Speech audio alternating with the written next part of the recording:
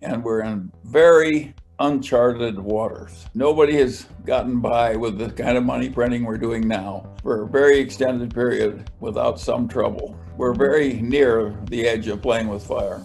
Hey everyone, and welcome back. So Charlie Munger did an interview for the first time in a very long time. He did a Zoom interview, and in it he talked about a bunch of different things, including some general principles that are very valuable for investors like us to understand, as well as his opinion on the current state of the markets, what is happening with the pandemic, and where he sees the markets going over the next few years. So today I'm going to be sharing some clips from that interview, as well as talking about some of the things that I thought were most valuable for me to hear and share that with you, as well as share my personal opinion on some of the things that he is speaking about as someone who follows Warren Buffett and Charlie Munger's value investing principles. Also, you may notice that over the last couple of videos, my camera angle and lighting has changed a couple of different times. At the moment, I'm just testing out different things, so if this looks terrible, then that's why. Hopefully you can bear with it through this video, but let me know if you think it's an improvement from the previous setup, even though it was pretty much exactly the same. I just changed the camera and lighting just a little bit, but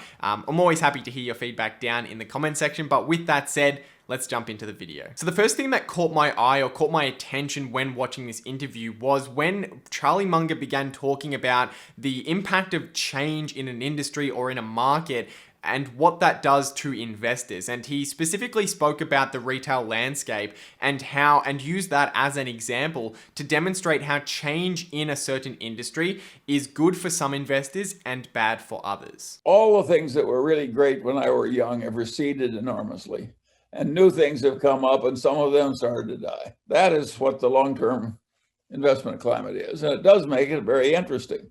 Look at what's died. All the department stores, all the newspapers. He spoke about how retail had changed dramatically even just over the past 100 years, from independent brick and mortar retailers to then having brick and mortar department stores, which were basically operating that same brick and mortar model, but at scale in order to reduce costs. And now what we're seeing, which is a shift to globalism and e-commerce born out of the internet. And while operating at scale will almost always provide some kind of cost advantages for those bigger businesses, at the moment, with the birth of e-commerce and the internet, individual brand owners or individual retailers can actually operate very, very efficiently, even at a small scale, with the ability to source products directly from places like China and other parts of Asia and ship them directly either to local warehouses or even directly to their customers. So essentially what has happened over the past 100 years is that the business model of retail has slowly become more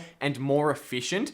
And while that is fantastic for consumers who now get access to a wider array of products at lower costs in most circumstances, it's generally been a bad thing for businesses operating old models that are no longer viable, but even businesses running under the new model are far less profitable than they could have been previously. And changes like this in retail, but also in any other industry, will be bad for some investors. And in the retail example, it's bad for investors in old business models like department stores that run these huge brick and mortar locations and have huge rents and operating expenses. And it's going to be good for new investors who are in businesses that are capitalizing on the change, such as in this circumstance, Amazon.com. So I think it's important here to understand what you can do as an investor to protect yourself against change. And Charlie Munger spoke to this specifically. Well, some people try to get on the cutting edge of change, so they're destroying other people instead of being destroyed themselves. And those are the Googles and the Apples and so forth. Other people, like me, do some of that, joining things like Apple. In some ways, we just try and avoid big change that we think is likely to hurt us. Munger talks about how some investors like to invest on the edge of innovation, trying to find the businesses like the Amazons in the early 2000s that are going to benefit from a significant shift in the industry. And people who invest in that way, of course, some of them will pick correctly the business that then goes on to dominate, and a substantial amount of investors will be incorrect and therefore still negatively impacted by the shift in that particular industry. Munger goes on to talk about how, although they have, through Berkshire Hathaway, made some investments on the cutting edge, such as in Apple, most of his money that he's made throughout his lifetime and most of the benefit that Berkshire Hathaway has seen has come from investing in industries that do not go through significant changes. Berkshire, for instance, owns the Burlington Northern Railroad. You can hardly think of a more old-fashioned business than a railroad business, but who in hell's ever going to create another trunk railroad? So it's a very good asset for us. And we made that success not by conquering change, but by avoiding it. In this segment, he talks about Berkshire Hathaway's railroad investment in Burlington Northern and how there has been a lot of innovation in the industry, but at the same time, no one is going to build a railroad that follows the exact same route as theirs. So while it seems like a boring, slow growth industry, it's also protected by a powerful competitive advantage. In this case, the advantage or the economic moat, as Warren Buffett would refer to it as, that this railroad benefits from is a toll moat, which basically means that if consumers, well, in this circumstance, if businesses want to transport cargo from point A to point B, I think the example he gives is Los Angeles to Chicago, they have to use that railroad, which is owned by that specific company. There is no alternative for transporting cargo through that route on railroad. So I think the overarching lesson here is that as an investor, if you want to protect your wealth over time from change, then you need to invest in businesses that have sustainable competitive advantages, and that will usually be in the form of something that won't be impacted by significant change in the industry. He then goes on to talk about the current state of the markets, and the person interviewing him asks him whether he thinks the returns in the stock market will be better or worse than the past decade, and he states that he thinks real returns over the next decade will be worse than what we've seen over the past decade. What do you think of the combinations of quantitative easing and large fiscal deficit, and where are they going to lead us? Well, there I've got a very simple answer, and that is, it's one of the most interesting questions anybody could ask. And we're in very uncharted waters. Nobody has gotten by with the kind of money printing we're doing now for a very extended period without some trouble. And I think we're very near the edge of playing with fire. Do you expect the next 10 years to have lower returns in the equity markets than the last 10? The answer is yes. He thinks this will be the case because we are in a period of time where many people have seen the great returns over the past decade, and as a result have flocked to the world of finance. The interest in finance and investing has fluctuated over time, and basically it decreases when investment returns are poor and increases when people are making a lot of money. He then goes on to talk about how what we will see over the next few years and the next decade is very much uncharted waters because the current market conditions are something that we really haven't seen before. The current level of quantitative easing, fiscal stimulus, and 0% interest rates are something that have never lasted very long. Every time there has been significant levels of money printing, low interest rates, and as a result, high personal, business, and government debt, there has been trouble. And historically, that trouble has come in the form of inflation. And if there is high inflation, then central banks like the Federal Reserve in the US may be forced to raise interest rates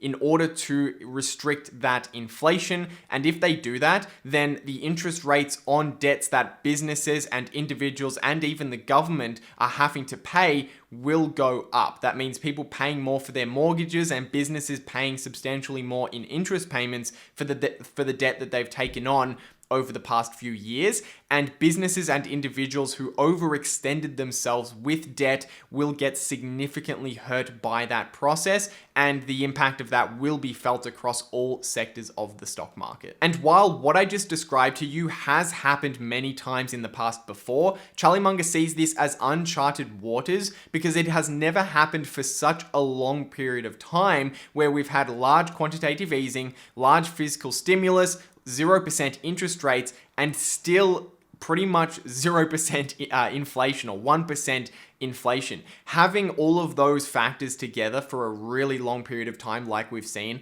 is something that we've never seen before. The third and final thing that I took out of this interview that I think is extremely valuable for you to understand as an investor is that Charlie Munger describes value investing and long-term investing and how people are successful in the markets as balancing patience and aggression, finding the ideal balance between patience and aggression. Good investing requires a weird combination of patience and aggression, and not many people have it.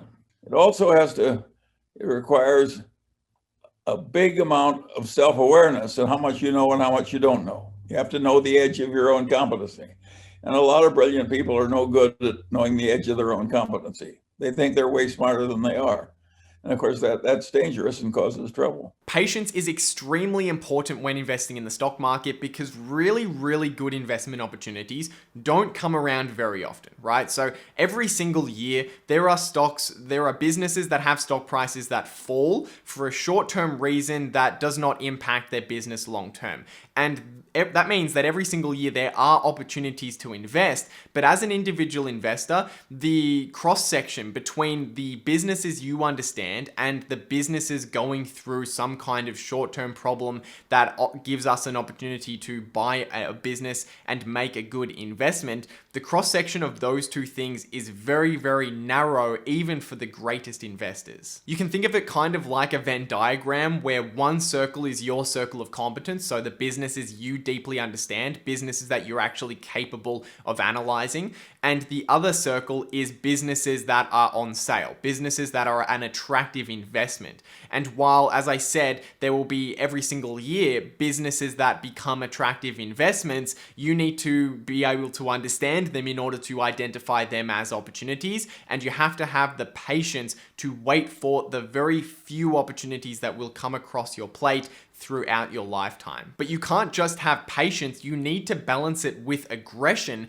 because when those opportunities do come along, you need to have the confidence to go significantly into them. You need to be able to invest significant amounts of money into those investments, because otherwise you will miss out on those opportunities and you will always find yourself as a value investor sitting in too much cash. The way that I see it is value investors can fail in two distinct ways. One is they invest too heavily into a business they don't understand and that turns out to be a bad investment. But you can also equally fail by not investing enough in good opportunities when they come along and ending up too much in cash that is losing value to inflation over time. Personally, I've experienced both of these two extremes. At one time, I have invested too much money too quickly into a business that I thought was great and still is great to this day, but was not at an appropriate price. And there's also been times where I've invested in a company that I know is great and that I thought was at a good price,